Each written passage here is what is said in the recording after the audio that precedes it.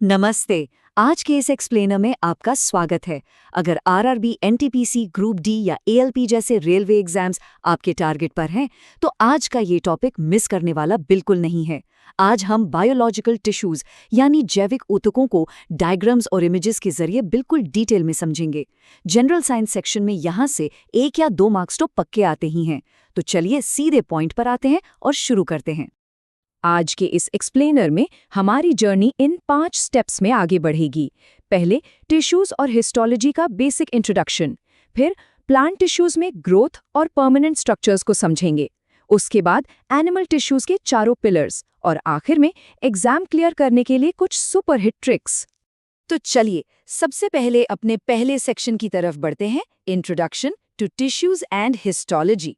अब सवाल आता है कि आखिर ये टिश्यू यानी ऊतक होता क्या है। सिंपल शब्दों में कहें तो ये सेल्स यानी कोशिकाओं का एक ग्रुप होता है। लेकिन ध्यान रखने वाली बात यह है कि ये कोई आम भीड़ नहीं है। इनकी उत्पत्ति, इनका स्ट्रक्चर और इनका फंक्शन, ये तीनों बिल्कुल एक जैसे होते हैं, एकदम किसी कॉमन गोल के लिए काम करने वाली एक परफेक्ट टीम की तरह। और जब हम ऊतकों की इसी परफेक्ट टीम की साइंटिफिक स्टडी करते हैं तो उसे हम कहते हैं हिस्टोलॉजी। यहाँ एक नाम बहुत ध्यान से सुनिएगा, मेयर। एग्जाम पेपर्स में ये क्वेश्चन बार बार घूम कर आता है कि हिस्टोलॉजी वर्ड किसने दिया। तो याद रखिएगा, ये टर्म सबसे पहले मेयर ने ही यूज किया था।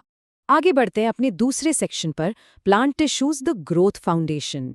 हम सब देखते हैं कि पौधे लगातार बढ़ते रहते हैं, पर कैसे? इसके पीछे असल हीरो होते हैं मेरिस्टेमेटिक टिश्यूज, जिन्हें हिंदी में विभज्योतिकी ऊतक भी कहते हैं। इनमें डिवाइड होने की कमाल की पावर होती है।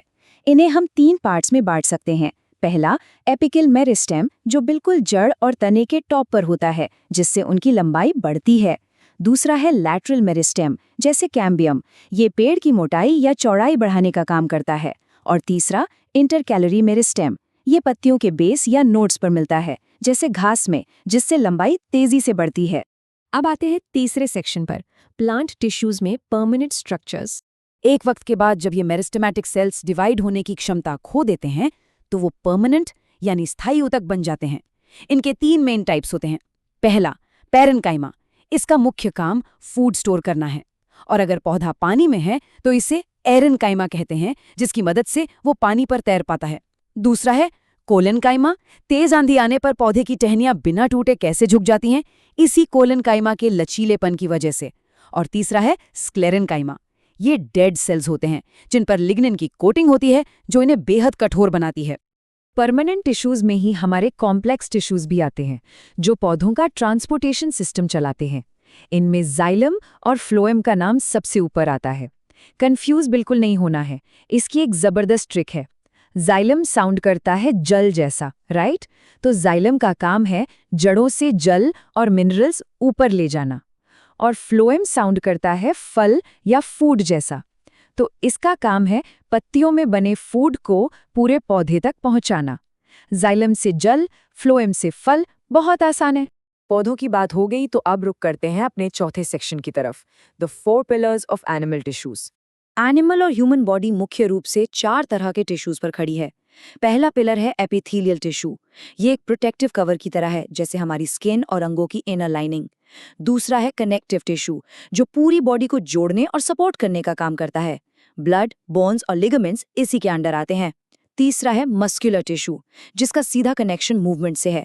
चाहे कोई अपनी मर्जी से हाथ हिलाए या दिल लगातार धड़के, सब मस्कुलर टिश्यू का कमाल है। और चौथा पिलर है नर्वस टिश्यू, जो सेंसेशंस और सिग्नल्स भेजता है, जैसे ब्रेन और न्यूरॉन्स। ये चारों पिलर्स मिलकर हमारी बॉडी को फंक्शनल बनाते हैं। इन टिश्यूज में ब्लड यानी रक्त का एक बहुत ही स्पेशल स्टेटस है। इसे फ्लूइड कनेक्टिव टिश्यू कहा जाता है। और यहाँ पर एक फैक्ट बिल्कुल रट लीजिए, ब्लड का पीएच वैल्यू एग्जैक्टली 7.4 होता है, यानी यह हल्का सा एल्कलाइन होता है। ये 7.4 का नंबर डायरेक्टली एग्जाम पेपर्स में प्रिंट होकर आता है, इसलिए इसको भूलना नहीं है। और आखिर में अपने सबसे इंटरेस्टिंग सेक्शन पर आते हैं, एग्जाम्स क्लियर करने वाली सुपर हिट ट्रिक्स। एग्जाम में जब मल्टीपल चॉइस क्वेश्चन सामने होते हैं तो छोटी छोटी बातों पर कंफ्यूजन हो जाता है, जैसे टेंडन किससे जोड़ता है। इसके लिए एक सिंपल सा चीट कोड याद रखना है, MB टी यानी muscle to bone equals tendon. Muscle को बोन से जोड़ने का काम टेंडन का है। बस MBT याद रखा और मार्क पक्का। इसी तरह की एक और फास्ट फायर ट्रिक है BBL। जब सवाल लिगामेंट का आए तो याद कीजिए BBL, bone to bone equals ligament.